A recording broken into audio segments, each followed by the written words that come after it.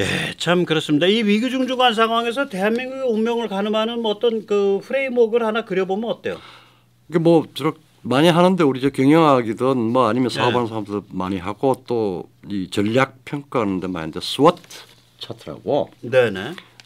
있죠. 이게 네. 이제 말하자면은 굉장히 도식화된 것 같지만은 문제의 성격을 입체적으로 아주 엑기스만 골라서 정리하는 네. 건데 그게 강점, 스트렝스, 그다음에 네. 약점, 위크니스, 그다음에 기회, opportunity, 그다음에 위협, threat 이 네 가지를 나열하고 조합하는 그걸 이제 조합하고 해석하는 네네. 스워트 분석입니다.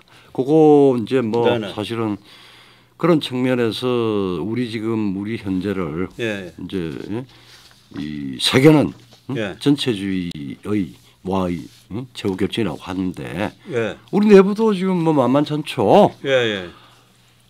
중국 간첩스러운 자들이 그냥 국회 예. 그냥 단순 예. 다수가 아니라 절대 다수 예. 그다음에 뭐 헌법까지 지금 뭐 납치하려고 하는 네, 그 조선일보랑 한동훈은 또 거기에 이제 또 헌법 납치에 같이 가담을 하려고 그러고. 예. 그리고 이제 또 그러기는 하지만 또 여전히 이 대한민국에는 상당한 또 잠재력 네. 혹은 뭐 기회 강점 이것도 있습니다. 그래서 이걸 한번 조금 너무 도식화다고 생각하지 마시고 큰 것만 해가지고 한번 쭉 정리를 해보면은 보다 입체적으로 네, 우리 네. 포지션을 잘 이해할 수 있을 것 같아요. 네. 그거 우리 백모 선생님 좀 해보시죠. 예. 뭐 제가 이 한도식하잖아. 예, 도식. 예. 네. 이게 강점은 저는 그래요. 이 뭐 대한민국 정치 아무리 타락해 있고 국민들이 좀 뭐 이해가 안 갈 정도로 뭐 민주당도 지지하고 뭐 이렇지만 우리가 IMF 때도 보고 또 우리 경제발전 6.25 때도 봤지만 상황을 이해하고 실감하면 순식간에 풀가동되는 그런 그렇죠. 국민성이에요 여기가. 예, 예. 그 강점이죠. 강점이죠. 예. 그다음에 뭐 우리가 서방의 지금 주요 국가잖아. 예, 예. 서방 따로 대한민국 따로가 아니고 예, 예. 한국이 서방의 주요 일원이에요. 예. G8이냐 뭐 며칠 전에 G9으로 G9 만들자 그렇게 얘기가 딱 되고 보도가 있는데 되고 있대요. 예. 그러니까 제도, 경제, 국방. 예, 예. 그러니까 제도라는 건 지금 대한민국 시스템. 예. 그다음에 경제, 국방 이게 다 괜찮아요. 아주 좋잖아. 그다음에 한미동맹이 지금 윤석열 정부 들어서 엄청 강화돼 갖고 이게 핵동맹이기도 하고 위성동맹이기도 해요. 그렇죠. 우리 위성에 미국이 협조를 하고 있고 그렇죠. 미국 위성 정보를 우리가 받아서 그게 네. 또 MD 동맹으로 번졌고 네, 그렇죠. 그다음에 일본이 말이에요. 예, 예. 미국이 일본 엉덩이 걷어차서 움직이자 그러면 일본이 아, 형 알았어 하지만 안 움직여. 그렇죠. 걷어차인 집권당은 알아서 하지. 그렇죠. 네. 일본 정치가 어때요? 국민성은 어때? 일본 국민들은 그러잖아. 무기 수출하지 마, 무기 잘 만들지 마 이런 애들 아니야. 그렇죠. 네. 그러니까 그 어떤 국력의 그 과시, 현시, 그 다음에 군사력 이런 거에 대한 피해 방상에 의해서 겹겹이 막 금기가 쳐져 있어요 일본이. 그러니까 죽창반일이 웃기는 소리라니까. 그렇죠. 경제 동물이야 그냥. 마치 경제 동물입니다. 그냥 뭐 이념도 뭣도 없이 경제 동물로만 살았어. 그런데 지금 상황으로 일본이 경제 동물로만 계속 살면 손해는 누가 보냐 우리가 봐. 네, 그렇죠. 아니 일본을 반중전선에 끌어내면 훨씬 더 중국 제압이 쉬운데. 그렇죠. 일본이 나는 굿이나 보고 떡이나 먹겠다 경제 동물로 뒤로 빠져 있으면 모난돌이 정 맞는다고 우리랑 미국만 당하는 거예요. 그러니까 사실 중국으로서는 한국과 일본은 영어로 이야기하면 국제정치학 영어로 이야기하면은 내추럴 웨지예요. 역사 때문에 만들어진 쐐기가 한국과 일본이 박혀 있다고 전제를 했지. 시진핑은 전제를 하고. 근데 그게 망했지. 한미 삼국제도 때문에. 그렇죠. 예. 그러니까 한국 일본 사이에 그런 쐐기 갈라치기 다이내믹이 있다라고 봤는데 그게 없어진 거예요. 그게 윤석열 정부가 잘한 거지. 예, 그렇죠. 그런데 일본이 묘해 갖고요. 한국의 앞에서 뛰기 시작하면 일본은 우리 그렇잖아.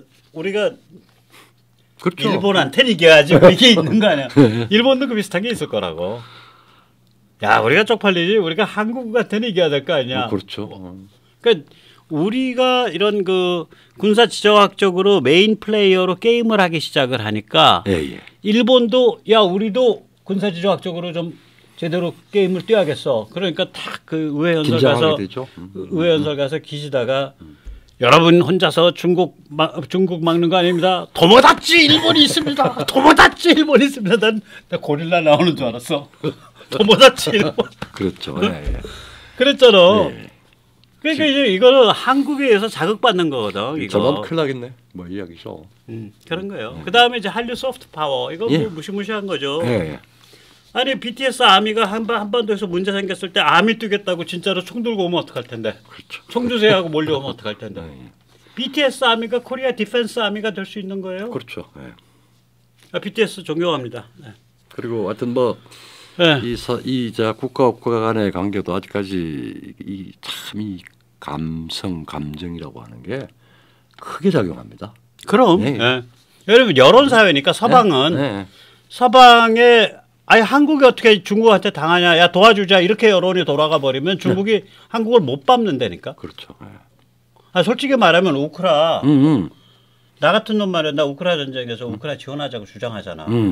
혼자 있을 때는 세계 공산주의 악마 적고 꼽아보면 5위, 3위 안에 전부 우크라 사람들 수두룩한데 트로츠키 우크라, 그 다음에 저거 뭐야 누구야 저게 마르토프 우크라, 우크라 사람 수두룩한데 야 후르쇼프 부인이 우크라 유대계고 크루쇼프도 사실은 우크라예요. 그러니까 그 국경 지역의 러시아인이었는데 예.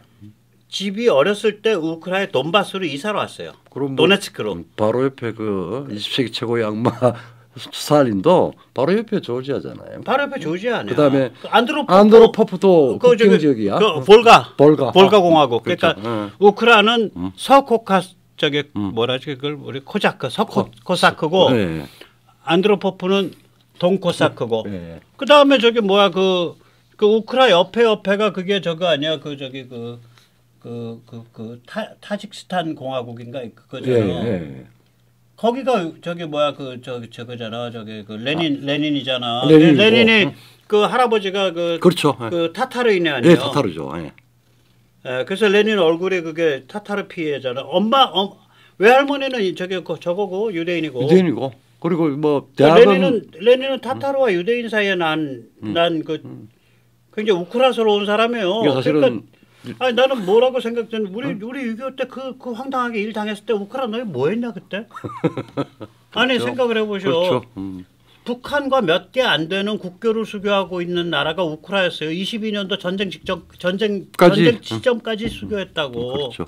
뭐 그런데 그러니까 나는 솔직히 말하면 그런데도 우크라 터지니까 돕자라고 국제 여론이 돌아가잖아. 그런데 BTS와 블랙핑크, 아이유 보유국이 중국한테 발표? 그렇죠. 맞습니다. 그러면 다 들고 일어나지 전 세계가. 맞습니다. 전 세계 중국 공간의 안전을 보장을 못하죠.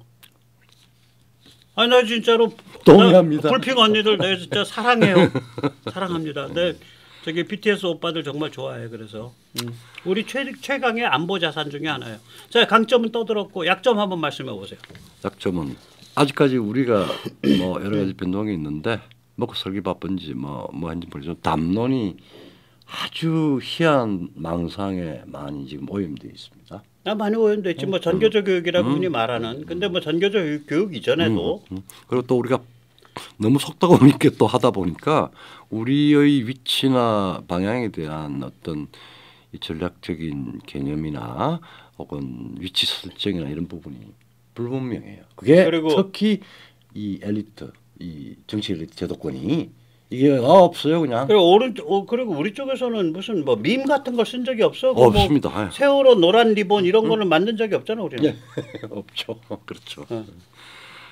그래서 이런 것들이 또 다른 아직까지 약점은? 있고 그다음에 이제 이뭐 제4부라고 이야기하고 와치독이라고 얘기하는데 일종의 업무 카르텔 비슷하게 해서 정치를 좌지우지하려고 하는 그런 아주 나쁜 3명이나 박아놓고. 예. 그거 뭐 그냥 이제 최근에 와서 아주 노골적으로 나왔지만은 상당히 오래된 역사를 가지고 있습니다. 예. 언론의 타락. 언론이 제4부로서 이런 정신 세계를 좀 너무 타락시키지 말아야 되는데 네. 그런 측면에서 조금 약점입니다. 상당히 큰 약점. 또 다른 약점은 그다음에 이제 우리가 자유공화국인데 이 자유공화국의 주류로서 이 성장된 엘리트들이나 리더들이 어떤 집단적인 정치적인 이 정체성이나 세력이 약해요.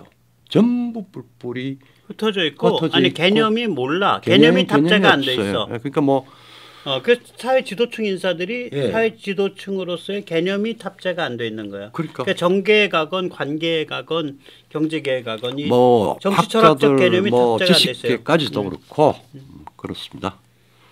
그러니까 이제 또 이제 현재 지금 당장 최근에 이제 우리가 저 뭐야 탈냉전 이후에 냉전 종식되고 난 뒤에 이게 뭐 주사파 종북 뭐 그다음에 중국과의 어떤 뭐 문화적인 문명적인 뭐 이런 걸 해가지고 뭐 이게 뭐 그냥 경계심이 좀 사라지고 중국 간첩이나 유사 간첩 그러니까 뭐 본인은 전혀 뭐 그런 거 아닌데 막연하게 그냥 하는 행동 자체가 간첩질이나 다름없는 그런 간첩보다 더 악질이죠. 더 악질인 그런 사람들이 있고 그 사람들이 사실은 한국의 파워 엘리트의 이 핵심을 차지하고 있는 게 있어요. 이건 뭐 언론이든 예. 금융이든 금융이든, 관계든 예. 사법이든 예. 경계든 네.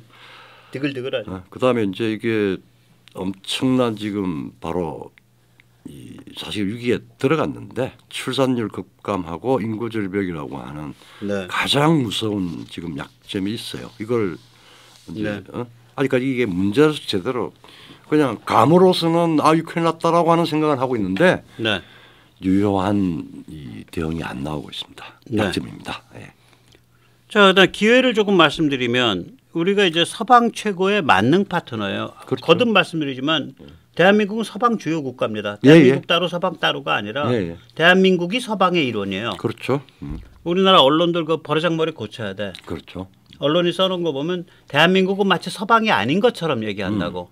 지네 집 족보도 모르는 개 쌍스러운 가짜들이에요. 네. 개가 거기보다 훨씬 더 고귀하겠다. 그렇죠. 네. 자, 그 서방 최고의 만능 파트너라고 우리가 군사면 군사, 무기면 무기, 반도체면 반도체, 조선이면 조선, 배터리면 배터리, 원전이면 원전 다 똑부러지게 한단 말이에요. 그렇죠. 네. 이런 데가 어딨냐고.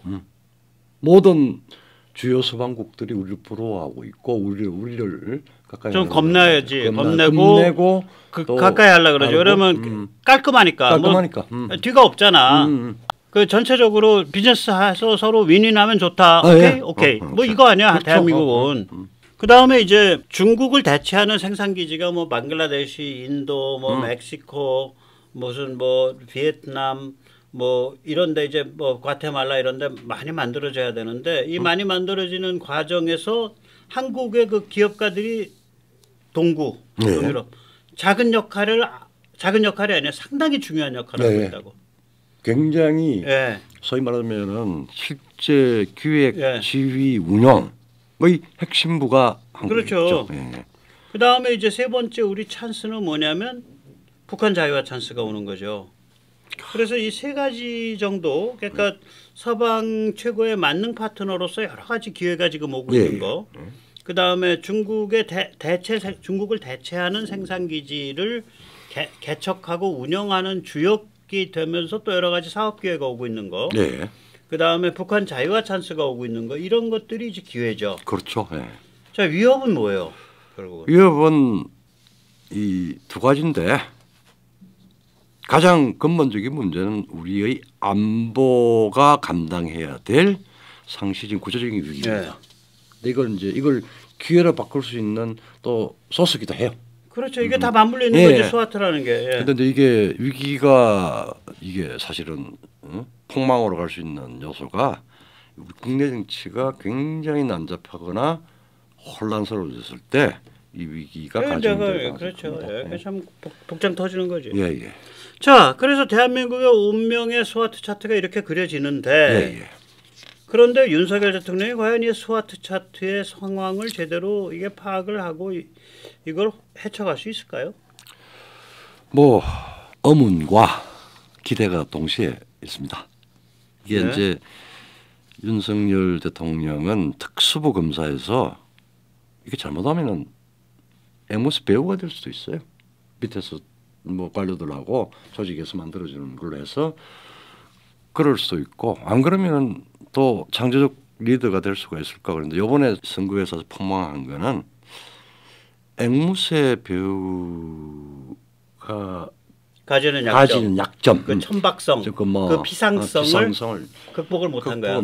그래서 거죠. 당한 거예요. 그래서 그 부분이 속과됐어요. 내가 뭘 모른다는 걸 알면은 되는데 그죠. 그런 측면에서 한번 짚어봐야 돼요. 한번 좀 신랄하게 좀 말씀해 보세요. 자, 첫 번째는 윤석열 대통령 기존 시스템이 잘 짜인 영역에서는 굉장히 큰 성취를 이루었습니다. 늦게 출발했지만 아주 잘했고. 예를 들어서 어떤 영역? 경제 관료가 튼튼하게 됐죠. 그러니까 경제를 잘 풀었지. 잘 풀었죠. 그다음에 뭐 완전히 세계가 놀랄만할 정도로 국방 브레인이나 안보 브레인을 잘 이용해서 잘 활용해서 강력하게 만들었습니다. 예, 그러니까 국방 안보 브레인이 우리나라 다른 조직보다 제대로 브레인 인맥이 제대로 형성돼 있는 분야야. 그리고 해외 밖에 하고 관련된 부분이니까 그러니까 훨씬 더 강합니다. 예, 훨씬 더 강해요. 다른 분야에 비해서. 그런 데서는 엄청나게 잘 이뤘잖아. 잘 이뤘죠. 사실 이걸 그러니까 경제, 외교, 안보, 군사, 한미 동맹 이거 잘 풀었단 말이야. 잘 풀었죠. 그게 이제 워싱턴 선언, 뭐 캠프 데이비드 합의, 뭐 이런 것들이 이제 기념비적인 사건이죠. 이거 그냥 이루어지는 거 아니에요. 그럼요. 근데 정치나 뭐 자당인 여당을 관리하는 거든 아니면 뭐든 간에 총체적인 의미에서의 정치나 혹은 이 정치를 잘하기 위한 정무적인 차원의 그 말하자면은 그 대통령의 활동 그 다음에 사회 분야 이런 분야에서는 사실은 여성가족부 장관 지명자 김행 교육부 장관 이주호 그래서 뭐 시중에는 뭐 허방다리다라고 하는 소문들이 많습니다. 그런 맛 불평이 많습니다. 불안하고 그리고 지난번 더더군다나 지금 아주 결정적으로 문제인 거는 지난 총선에서 한동훈 곱하기 조선일보에 완전히 뒤치기를 당했죠. 통수 오지게 맞은 거죠. 오지게 맞은 거죠. 뭐 뒤통수 함몰 사건. 함몰 사건 함몰됐는가? 피가 낭자하죠. 아마 피를 흘려도 뭐 한동훈이 망치 들고 팬 거죠. 윤석열 뒤통수를. 그렇죠. 뭐. 자, 이 같은 그 망치 뒤에서 조정해 준 건 조선일보고. 그렇죠. 저기 까. 조선일보 뒤에 또 줄줄이 있고. 그거지. 자, 그래서 이런 불균형은 정말 아쉽습니다. 근데 뭐 일단 지나간 건 지나간 걸로 그럼. 다시 한번 정리를 하면은 기존 관료 시스템, 군부, 안보 브레인 시스템은 잘 짜인 영역에서 할 수 있으니까 감각만 있고 문제의식만 있으면 이건 쉬울 수도 있어요. 근데 그러니까 대본대로 읽고 활동하면 그것까지 이제 앵무새야. 그리고 이제 아무래도 앵무새라고 앵무새 배우로서 훌륭할 수 있어. 훌륭할 수 있어요. 잘했어요. 근데 나머지가 낙제점이라는 얘기는 뭐야? 정치, 정무, 사회 분야에서 제대로 정치적인 신뢰나 지지를 획득을 못했고요. 그건 이제 그 정도 되려면 이건 창조적 리더거든. 그렇죠. 그러려면 이거는 이제 영화판으로 말하자면 배우가 아니라 이건 제작자나 감독과 같은 성격의 그런 창조성이 필요하거든. 그렇죠. 아마 그거는 못 간 거예요. 그러니까 이제 본인 대개 이제 특히 최고 지도자 같은 경우에는 본인이 배우이면서 제작자 감독이라고 생각을 하는데 그 착각하기 쉬워요. 굉장히 그걸 다 갖추면 위대한 정치 지도자예요. 되죠. 예, 그걸 다 갖춘 사람들이 있지. 배우 퍼포머 기질하고, 그렇죠. 배우 연기자 기질하고, 동시에 어떤 그런 그 사물과 사람을 꿰뚫어 보는 힘을 같이 가진 사람들이 있죠. 자, 그런데 지금 윤석열 처한 위치는 어떤 거예요? 그래서 이제는 선택이 없습니다. 앵무새 배우를 넘어서서 창조적 리더로 가지 않으면 죽죠. 가지 않으면 죽는 자리야. 죽는 자리야. 근데 세계 역사는 대개는 죽는 자리에서 반전이 일어나요. 그건 좀 두고 봐야지. 두고 봐야 되는데 죽는 자리에서 죽을 수도 있어. 죽을 수 있죠. 네. 대개는 죽어요. 네. 근데 이제 그런 측면에서 별로 흔하지 않게 아주 예외적으로 이 앵무새 배우에서 창조적 리더로 변환을 하는 케이스였습니다. 미국에 그런 게 사례가 있죠. 예. 예. 한번 이야기해 보시죠. 그게 제 대표적인 게 레이건이에요. 그렇죠. 내 레이건 때 나 빨갱이였잖아. 나 본인은 지금도 빨갱이 아니라고 생각해. 네. 그런데 이론에 빠삭하고 아주 반골이야. 네. 세상 좀 뒤집고 싶어. 그렇죠. 그 정도까지는 가 있었단 말이에요. 네. 그때 레이건이 그러니까 81년부터 집권했잖아요. 네. 그때 미국의 분위기가 뭐냐면 그때도 저는 영자신문 많이 읽고 그랬어요. 네. 분위기가 뭐냐면 이제 저 천박한 할리우드 노조위원장 출신이야 배우. 그렇죠. 네. 할리우드 노조위원장 출신 저 배우 나부랭이가 이제 미국 대통령 돼서 미국 이제 삼류국가 됐다야. 그렇겠죠. 네. 그또 배우도 뭐 존 웨인보다도 하급이잖아 훨씬. 그렇죠. 서부 영화 존 웨인의 시다발이거든. 그렇죠. 맞아요. 레이건이. 그렇죠. 그러니까 삼류 배우 출신이죠. 저거 해서 이제 나라 망쳤다. 이 분위기에 지식인들은 전부 난리가 났었죠, 뭐. 그러니까 이게 앵무새 배우야. 저 레이건은 저 대본 써주는 사람 따로 있다 이거요. 이제 그 앵무새 배우라고. 그래서 저 대본 써주는 음모 세력이 레이건을 앞에 세워놓고 대본 열심히 지금 뒤에서 주고 있다. 네, 예. 근데 실제로 일어난 일은 어마무시한 리더십을 발휘했잖아. 그렇죠. 네. 그래서 20세기 저는 20세기 미국 대통령 중에 사실은 우드로 윌슨이나 네. 루스벨트보다 저는 레이건을 더 높게 평가해요. 그렇죠. 네. 그 사람마다 좀 다를 텐데 특히 그 루스벨트는 좀 어두운 데가 많아, 음모적인 데가 많아. 거기 이제 오늘 얘기는 안 할게요. 근데 레이건은 그런 게 없어요. 그래서 어쨌거나 그러니까 이 앵무새 배우에서 위대한 창조적 리더십으로 이게 그 같이 그 두 개를 다 아우른 케이스가 됐어요. 네. 그래서 이제 오늘 이제 얘기 끝나면서 제가 드리고 싶은 말씀 뭐냐면 이 현대 문명에 어두운 비밀이 있다고. 있죠. 이게 뭐냐면 사람을 이 무도덕한 개인으로 만들다 보니까 그렇죠. 옛날 공동체건 옛날 종교 공동체건 마을 공동체건 다 부셔버리잖아. 가문 그렇죠. 공동체건. 그러다 보니까 이 사람들이 진정성에 대한 갈망이 생기고 그 갈망이 약간 병적이에요. 그래가지고 그렇죠. 바른생활 아저씨가 좀 공허하잖아. 그렇죠. 재미없고. 그럼 재미없고 흉측하더라도 목숨 건 진정성이 있는 연쇄살인마가 재밌고 그게 마음이 끌리는 거야. 그게 막 그냥 마음 저기 막 갑자기 아니 공지영이 그 연쇄살인마 유영철 인터뷰하고 쓴 글 보세요. 물론 공작가 죄송합니다. 아니면 말씀하세요. 나오셔서 제가 해명하도록. 나 행간에서 읽은 건 뭐냐. 마음 끌렸다야. 거기 보면 뭐라고 돼 있냐면 유영철의 손이 참 아름답고 섬세하며 그림을 너무 잘 그린다 이거요.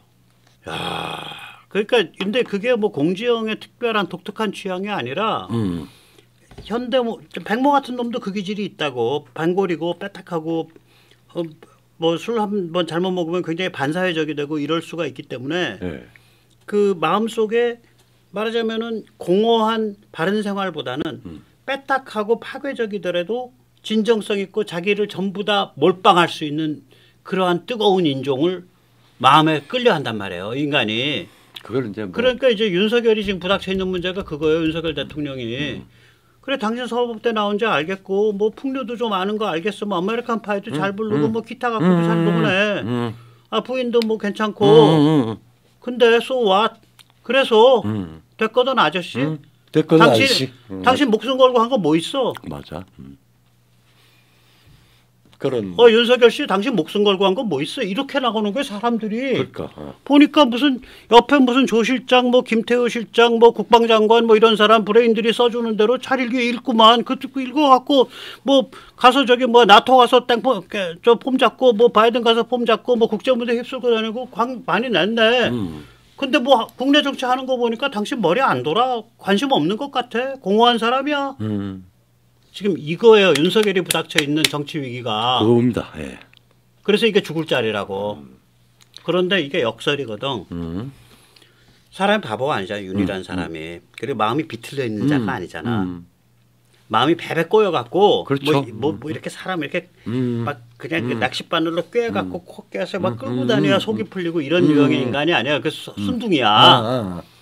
이게 넓어갖고 방구도 잘 끼고 순둥이라고. 그러니까 착한 사람이요. 기본은 머리도 있고. 자 그런 사람이 이런 세태 속에서 죽을 자리에 처했다고. 이게 축복이에요. 비약을 창조적인 비약하지 않으면 죽어. 비약하지 않으면 죽어. 근데 이 자기가 처한 위치를 알 만큼의 머리가 있고 비약할 때 그걸 끌고 지옥으로 비약하지 않을 정도의 네. 선량함이 있어. 네, 그렇죠. 네. 그러니까 그게 축복이지. 그리고 그게 윤석열이란 한 인간에 대한 축복이라면 그건 동시에 대한민국에 대한 축복이에요. 그렇죠. 맞습니다. 지금 상태가 그런 상태야.